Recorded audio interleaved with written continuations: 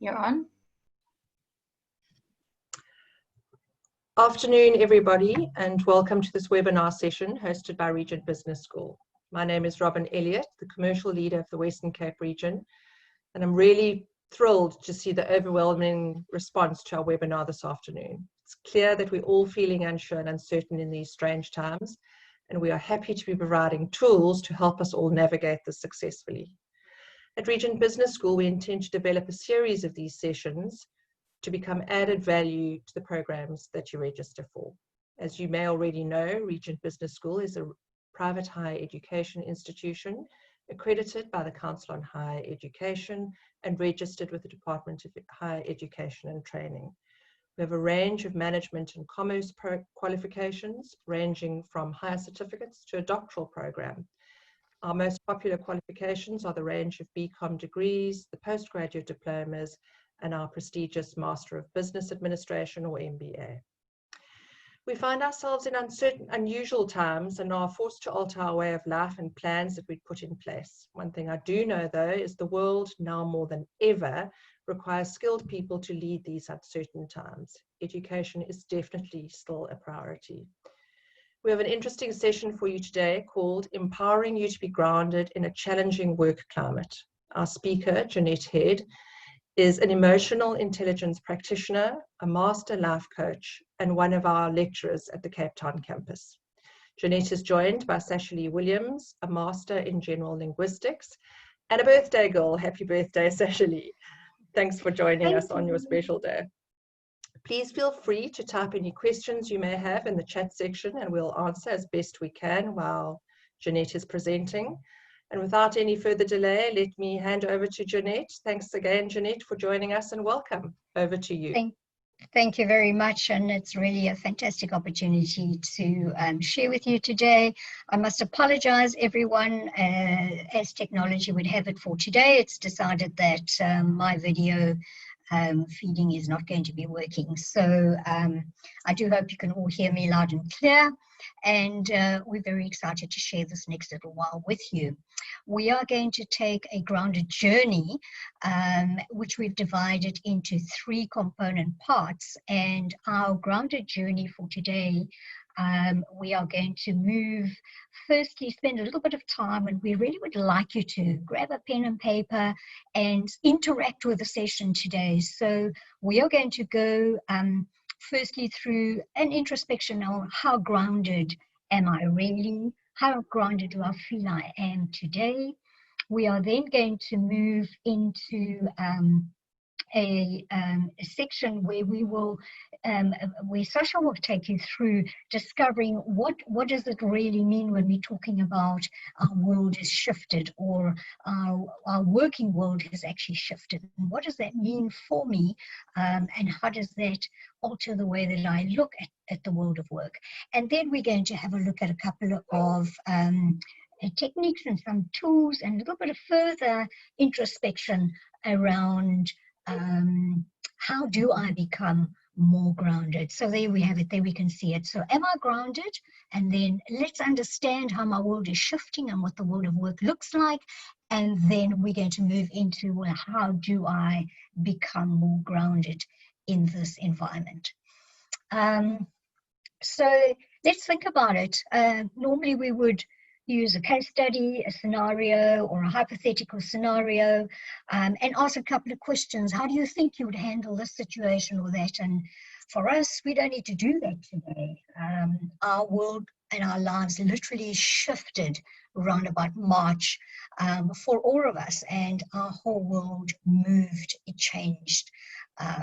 We have travel curfews, we do homeschooling for our children, we teach them at home, we've become teachers, we're studying ourselves virtually, online, attending meetings, working from home, and all of these things have suddenly happened. So we don't need a case study, but here we have, if there ever was a test on how grounded we are, then that test is absolutely now for us to reflect on and really think about. But what we'd like you to do is think I'm going to ask you a couple of questions here. And as I said, grab a pen, grab a paper, and think a little bit. If I think about this situation we have found ourselves in this absolute extreme environment that we're in right now, how are you right now dealing with this situation? What is your level of your discomfort? How anxious are you? Are you overwhelmed? How has this impacted you in the last 3 to 4 months? So let's have a look at how grounded are you? If you had to do yourself on a rating of a 1 to 5 now and say overall, where do I put myself on this scale? Just overall, how grounded, how settled and grounded do I feel I am? And if you had to break it down into the 4 key elements that we will use to help us identify what it means to be grounded, then just go through that rating scale for yourself and say, right, overall, how do I feel I'm doing? But for now, 1, how focused are you? Do you have a beacon, a compass, a yardstick, something that guides you through all kinds of situations? And do you feel yourself moving in a very clear direction? Secondly, how balanced are you? Are you being kind to yourself and giving attention to yourself as a whole person, a person who has emotions, a person who needs to look at your physical and your mental and your spiritual well-being, and how balanced do you feel right now you are? So it's focus and then it's balance. And then we ask, how unshaken are you? Are you right now, based on your dreams and aspirations and where you thought you'd be and where you would be, are you able to stay the course? Are you able to now see your journey as winding in different directions, but is it still going back to being focused? Is it still going back to a specific point and a place of achievement? And then also, how mindful are you? How much are you able to focus on today, right now, the present? How are you able to clear your mind from the past and what we wished we could have had, or what we wish could be into the future, but where we are right now, and an appreciation and acceptance for where we are right now, and how do we live the best and do the best we can in the now that we have, even though it's a different now to the one we had thought or planned we would like it to be. So really, how has this period of time that we've gone through, how has this tested how grounded I am as an individual? So just use this as a quiet little reflection period to just say, but where am I right now today? And for yourself, how comfortable am I that I've been able to be throughout, let's say, from March or February of March this year up until where I am right now? How focused have I been able to be? How balanced have I been? How unshaken have I been? And how mindful have I been able to be throughout this period of time? And therefore, overall, how well do I think I've been able to stay grounded and rooted in terms of who I am? So with a little bit of introspection there, I'm wanting now to hand over to Sasha, who's going to talk to you a little bit and give you some contextual in terms of this world that we're in now, having had first-hand experience as to how quickly this world can change. We'll now chat a little bit about our world and understand our world and what the world is going to require of us. And then we will go into the third phase in terms of being grounded. So Sasha, over to you. Thank you so much, Jeanette. So Jeanette's given us a little bit of a context and allowed us to think about really just how COVID-19 in particular has affected us. If we are in South Africa, then since March. But really, there are a number of mega trends across the past decade or two that have really just been shaking up the way that we think and the way we do business and the way that we learn. So we're just going to explore some of that for the moment. But before we get into that, if you've ever heard about the VUCA world as a volatile, uncertain, complex, and ambiguous environment, then just to note that, and Simon Sinek likes to say, we are not in unprecedented times. This is not the first time that the world has ever been volatile or uncertain or complex or ambiguous. People go through wars, or countries go through wars, people go through major life changes, and our world gets shaken up on a daily basis. It just so happens that we are in a major technological boom and we've got a lot of transformations happening around us. And if we are ungrounded or fragile, then we experience these life changes as volatile, uncertain, complex, and ambiguous. So let's just explore some of the other megatrends and themes that can shake us up in this way. So firstly, our communities and our societies are becoming super diverse, which means we've got different cultural norms, we've got different definitions of right and wrong, we've got a whole lot of new in our cultural societies and in our demographics, which causes us to learn and unlearn all through life. Then we've seen major shifts in economic power in the past decade and a half now. Just take yourself back to 2008 when the housing market crashed and the Lehman Brothers went bankrupt. And so we think about these faces of the financial services as important and faces of economic power. Now we look at a slightly different and younger face, and we've got Mark Zuckerberg, who is the face of what it means to just boom in the social media market.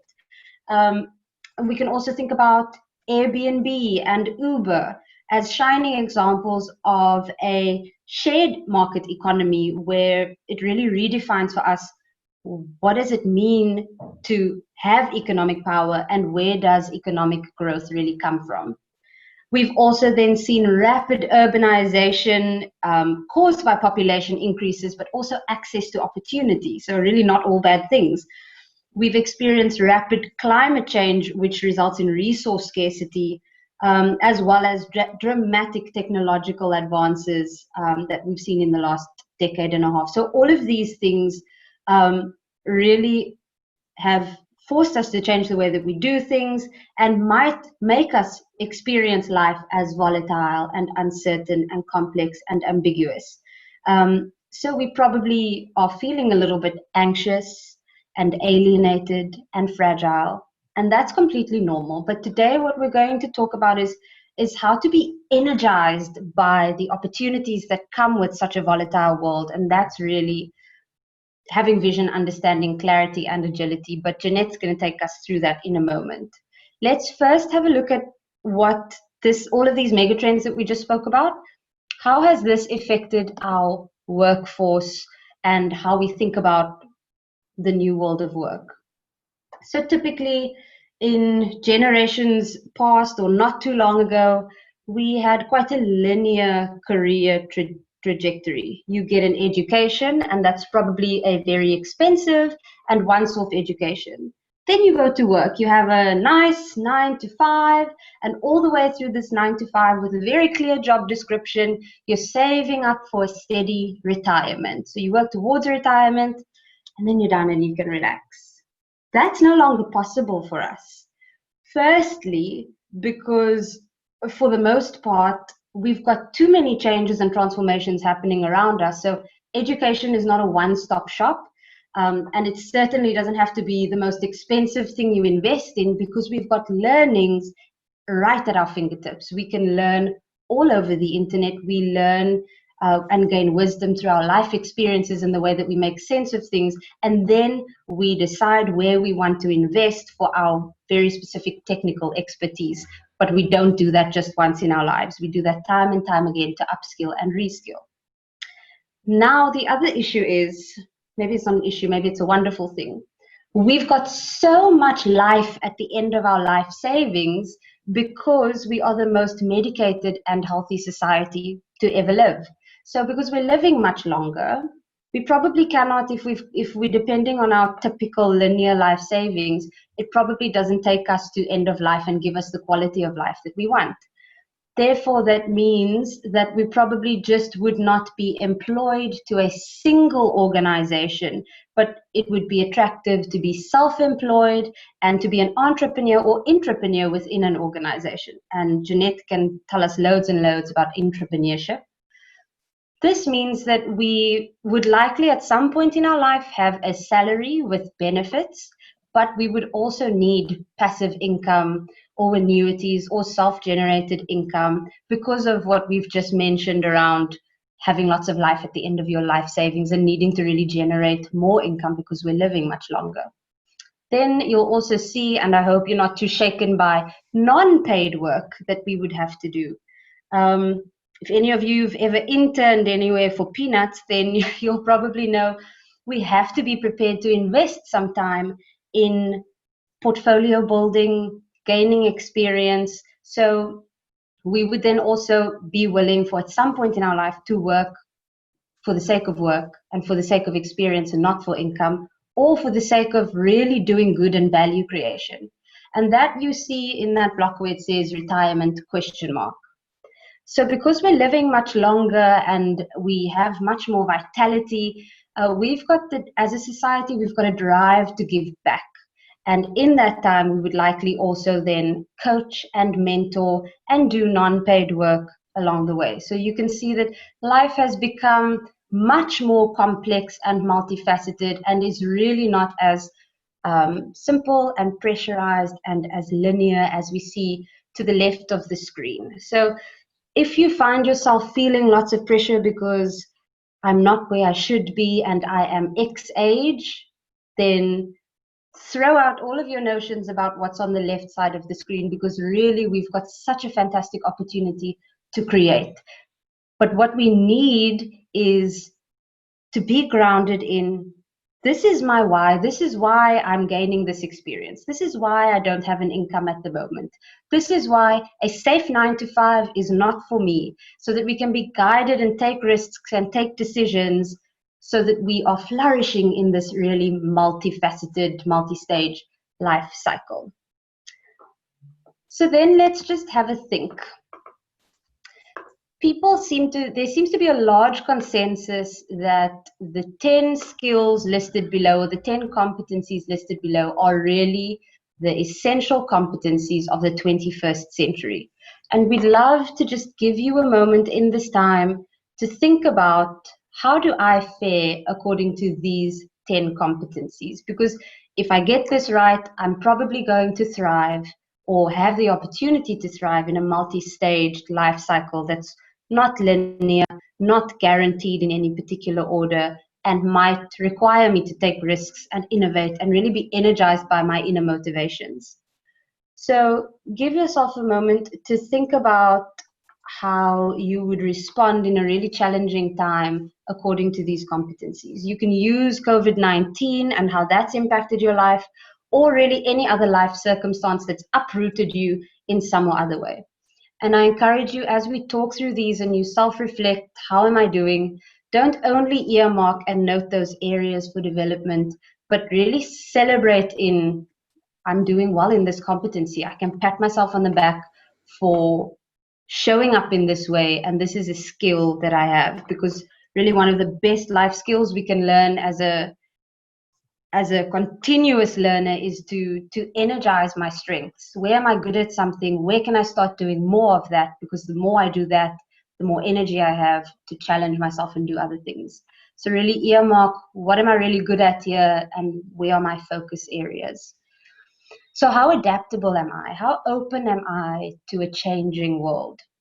So if you are currently studying and you went from going to class to having to work from home, how much did that upset you? Maybe you loved it initially and then after a while struggled to focus and really needed that routine again. To what extent am I a problem solver? I'm energized by puzzle building, putting together the pieces, or solving challenges. To what extent am I a team player? I don't have to work on my own to feel successful, but I can leverage on collective genius around me, and I can bring out the best in other people. To what extent am I good at communicating? And this is communicating my ideas, my feelings, my needs. So it's not just technical communication, but it's really interpersonal and very personal, emotionally personal communication.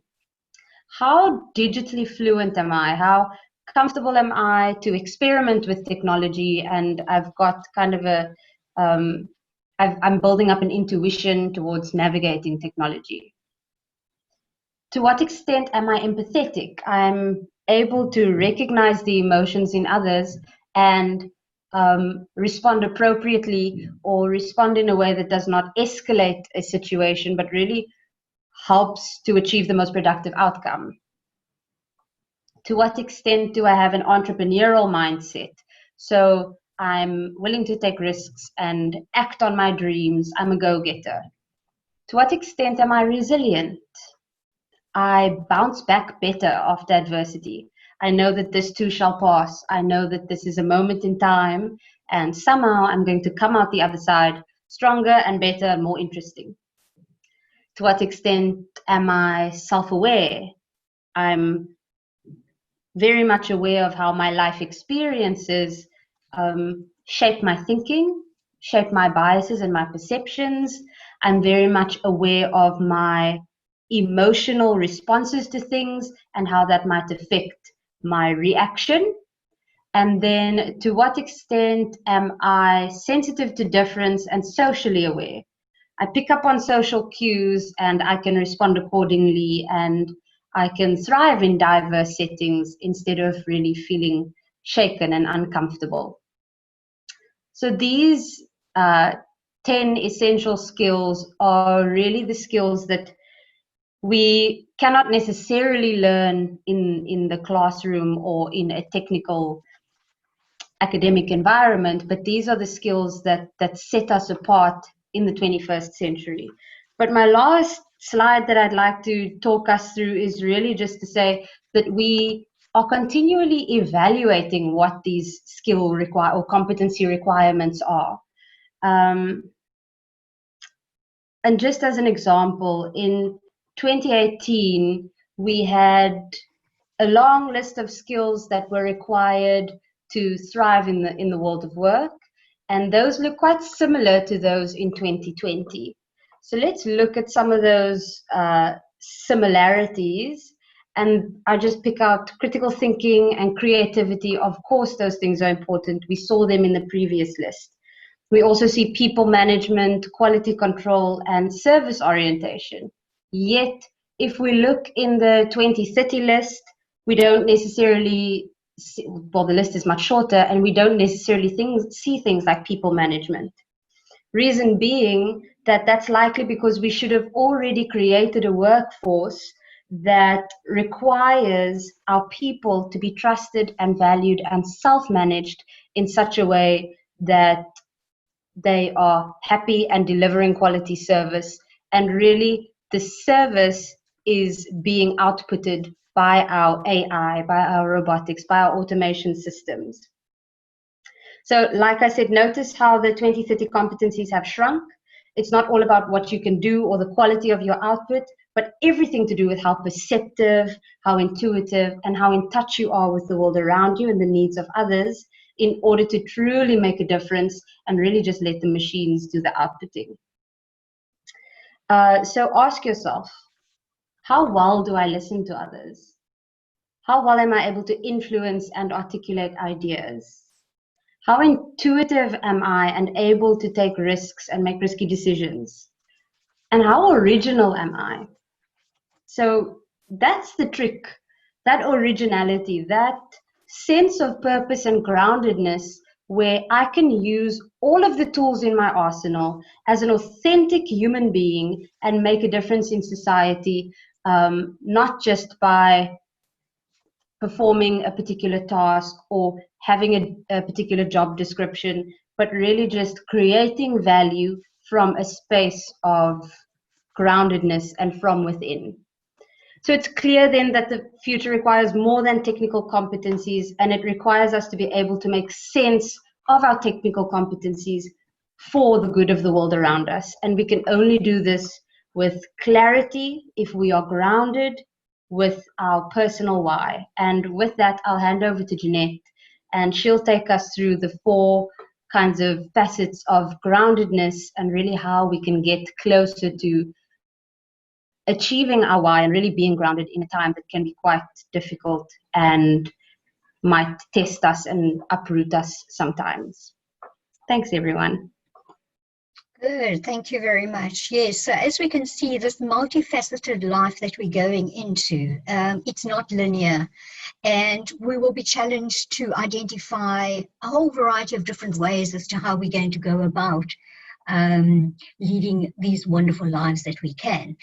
And the 4 components that you introspected when we started this session, I'd like us to, and I'm going to look at a couple of tips and tools as to, oh, right, well, what do I need to do to be grounded? My life is going to shift around me. Things may happen. The world is going to change. We know scientifically, we know certain things about what is going to happen going forward. But we have also learned very easily this year that everything is not clear to us. The world is becoming more complex. It is more complicated. It is more interrelated. It is more systematic. There's all kinds of things going on. But within that, the one thing that I can work with is that I can work with myself, and I can work at how grounded I am in terms of how I deal with everything that happens outside and around me. So let's go look at the first point. And I'm going to ask you to do a lot of introspection here and think about this. The first part of groundedness is being focused.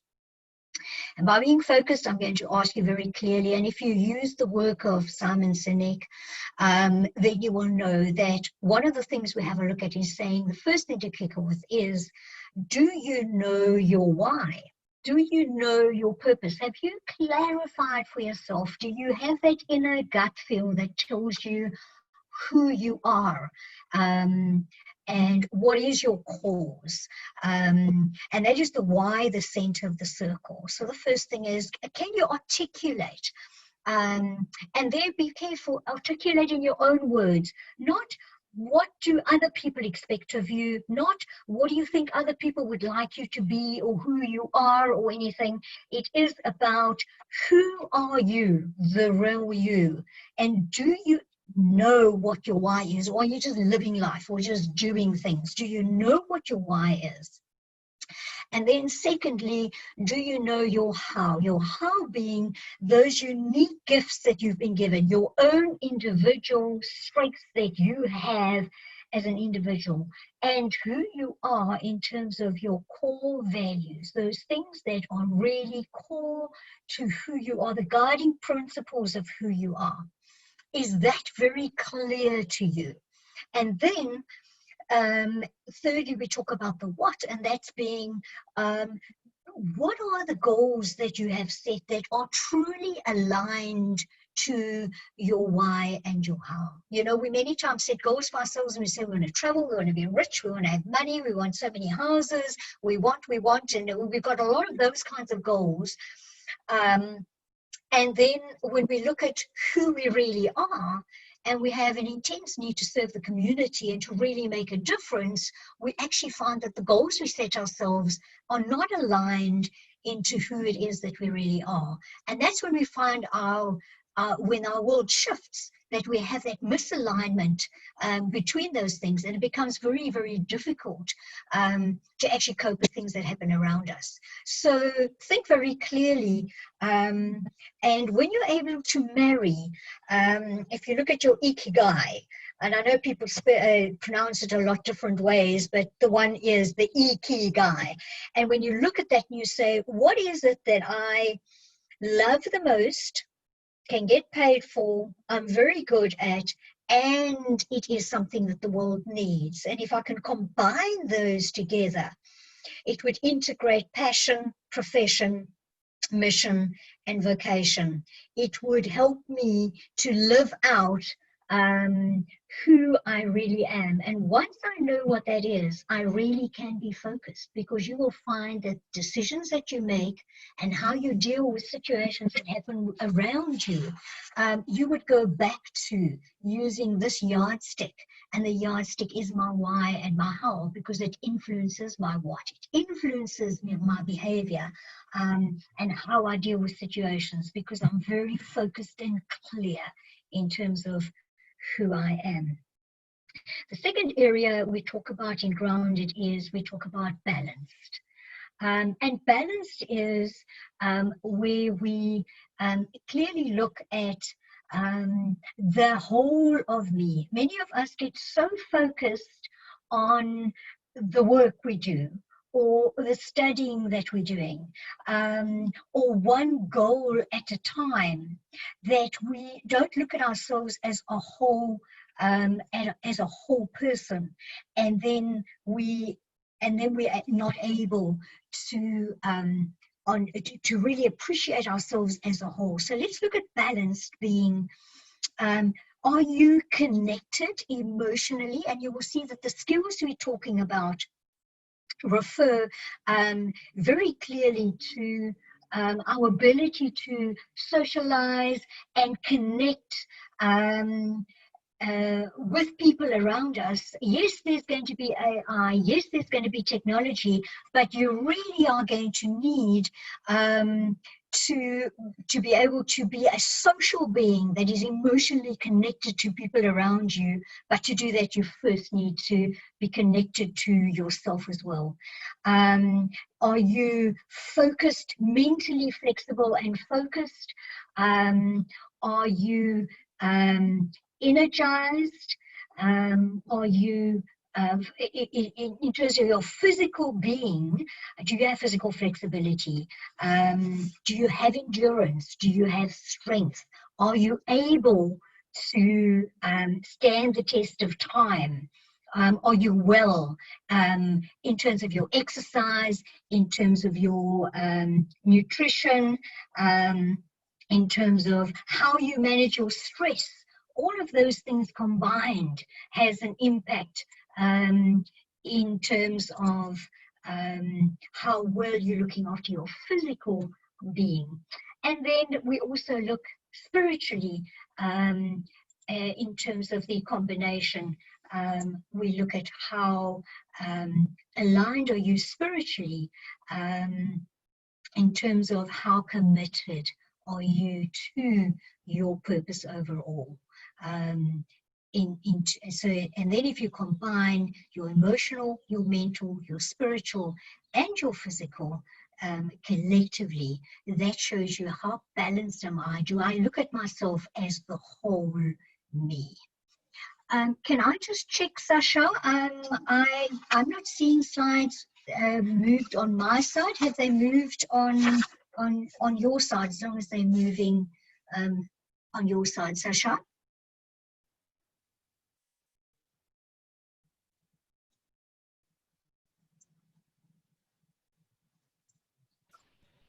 I must admit, I changed that slide a bit late, but it's up now. Can you see it? Sorry, are you on mute there? Okay, there we go, everyone. Just to reconfirm the element, it is of being balanced. Are you connected, emotionally flexible? Are you focused, mentally flexible? Are you energized, physically flexible?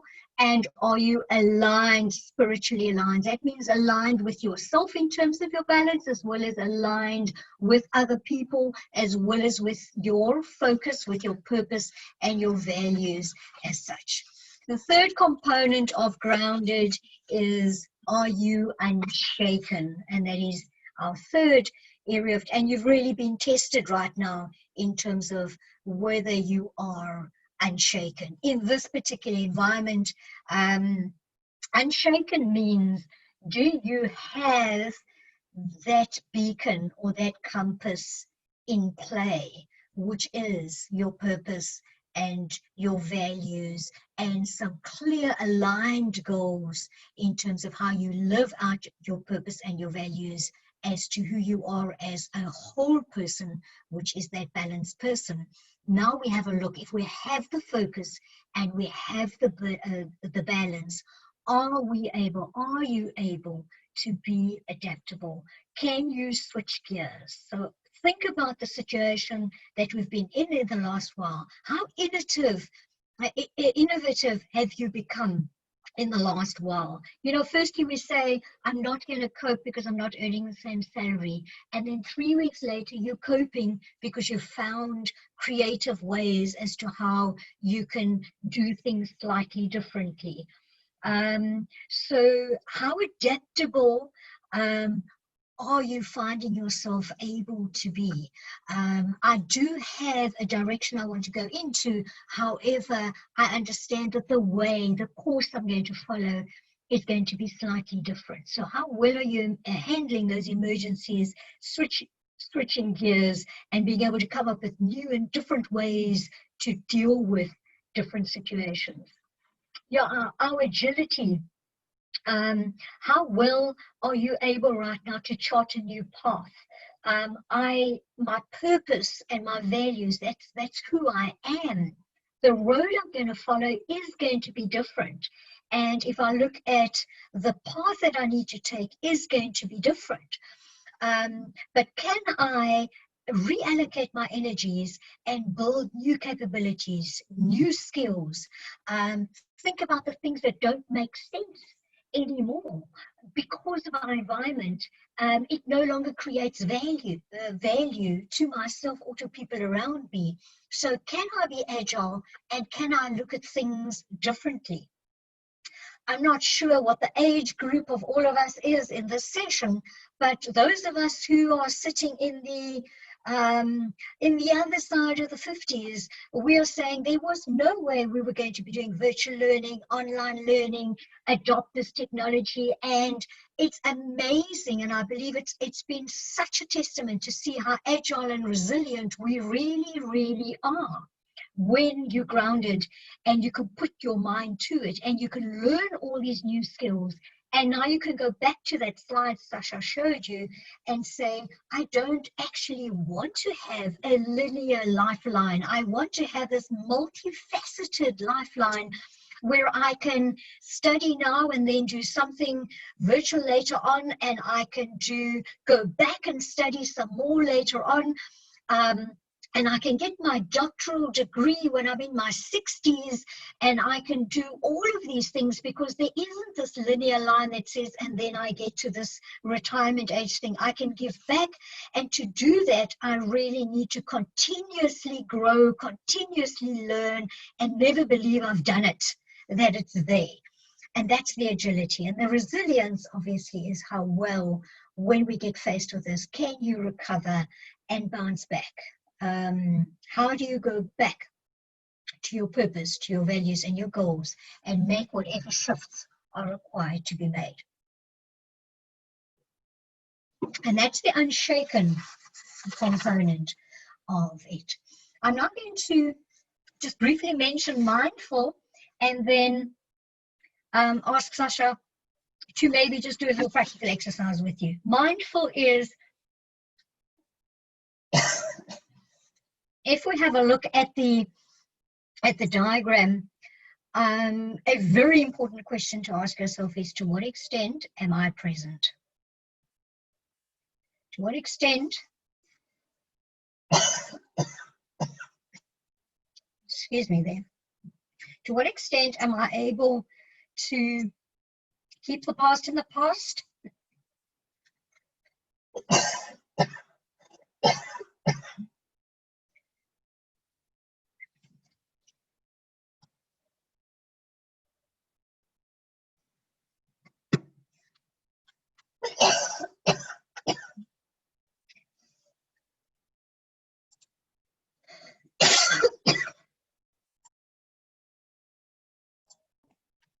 To what extent am I able to keep the past in the past?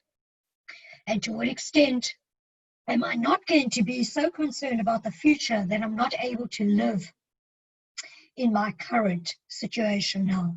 So mindful is about how well can I stay present now, focused, not the past, which brings up regret, disappointments, unhappy thoughts, and will prohibit you from living your full life. The future is when we put our current life on hold and we are thinking so much about what we're wanting to achieve in the future that we don't actually experience where we are right now, being grounded right now in terms of where we are. Sasha will take you through a little bit of an exercise in terms of how to be mindful.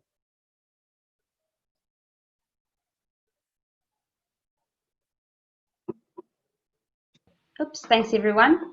So there's a couple of tips and tricks that I love to use in terms of mindfulness. Just to echo what Jeanette said around the importance of being mindful, and really when we talk about being focused on the past, that's things like brooding, focusing on regret, focusing on past negative experiences. When we are kind of stuck in the future, that's when we are thinking about what could be, what should be. And that's typically a coping mechanism that we have to deal with stress, is to eliminate ourselves from the now, just eject ourselves from the now and go and sit in a fantasy bubble and think about the future. And we do that often. But really some powerful tips and tricks around being present in the moment are as simple as breathing exercises. I can take you through one if you like. A colleague of mine always says that a tip that she uses to be really mindful and center herself in meetings is to try and sit in her seat and feel her toes with her mind. So if you're sitting in your seat, sit back and really just focus on your toes and feel them tingle. Feel your abs clench as your tension moves from your mind to your tummy, to your knees, to your toes, and just focus on your toes. So I love that. I think that's really cute. Another thing you can do to just center and ground yourself to be present in the moment is to find an object in the room and stare at it for 2 minutes.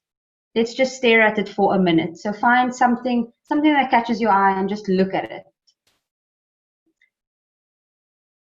Just have a quiet moment with this object. Notice it. Notice its colors, textures, the way the light bounces off it. Try to avoid assigning meaning or judgment, because being present is really the ability to suspend judgment and bias and perceptions and just be present with what is, not what we make it to be. Acknowledge that the object that you are currently staring at in the room exists as its own item, as its own being, absent of whatever meaning you ascribe to it. It exists and is as present in the room as you are. Acknowledge it for its existence and its liveliness, and thank it for being there. And I really hope that that little exercise in terms of just being present with an object in a room. I know that I was staring at a bouquet of flowers that I got for my birthday, and I feel really centered just after staring at this flower for a minute, and really take away that aspect of avoid assigning meaning, suspend your judgments. Doesn't have to be a beautiful item, doesn't have to be a meaningful item. It is an item, whether you want it to be or not. And that's really being present in the here and now, with no added stuff from the past or the future, and nothing that doesn't exist because we made that meaning exist. Another activity, and I'll just take the next minute or so, is a breathing exercise, which we love to do in our emotional intelligence training, is called 478. And it's typically done in trauma counseling or PTSD counseling because it allows you to really be grounded in the now and let go of the stuff. So how it works is you breathe in for 4 counts, you hold that breath for 7 counts, and you let go of everything for 8 counts. And the psychology behind it is I'm holding for longer than I've taken in. So I'm really present, and then I'm letting go of more than I've taken in. So I'm leaving the moment lighter than I've entered the moment. Just getting a cue to say that we don't have time to do it together, but I encourage you to try it after this session. 3 counts of 4, 7, 8, and you'll just feel yourself be centered and focused and present in the moment. So once again, breathe in for 4 counts, hold that breath for 7 counts, and release everything for 8. Thanks. Back to you, Jeanette. I hope you've had a sip of water.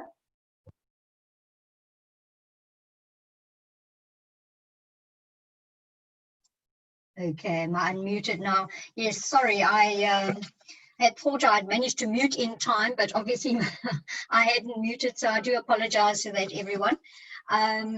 Yes, and so in conclusion, if we just pull this all together, grounded means, if we have a look at grounded and where Sasha started at the beginning, we are going to have many VUCAs. We are going to have very many and escalating challenges, opportunities, we can even call them, but the world is something we're not going to be able to control, and the rapid rate at which things are going to change and how complex they might become, that we're not going to be able to control and change. But it becomes less critical, less scary, less overwhelming to us, even if it is a situation that we cannot control. It becomes much less overwhelming to us when we are in fact able to put into play. And as you can see, let's not talk about VUCA in terms of the volatility and all of those things, but let's talk about if we do have a vision, and that is the focus we spoke about. If you have purpose, if you have your values, and if you have your goals and they are aligned and they are integrated, then they give you that beacon, they give you that roadmap in terms of where you're going. If you are balanced and you are mindful, you are able to have clarity in terms of how you're going to go about achieving that vision. And you are also going to develop understanding, critically understanding of yourself. Get to know yourself as a whole person well. And then also you develop an understanding for the world around you. And you are much able to deal with what happens around you and the people around you. And then we're able to demonstrate that agility by being unshaken, by being very clear. Agility, resilience, adaptability, and that collectively allows us to be able to deal with what the world is going to be throwing at us. And we're going to be able to embrace that. So in conclusion, we really would like to thank you for this. We really hope that this has been an opportunity for you just to reflect a little bit, think a little bit about who am I really and how am I coping and dealing with the situations around me. And I hope that you approach and go forward positively, rethink life, rethink your studies, rethink everything that happens around you, see the opportunities and the blessings that come from them, and have utmost faith in your ability to be able to deal with whatever comes your way going forward. Thank you very much.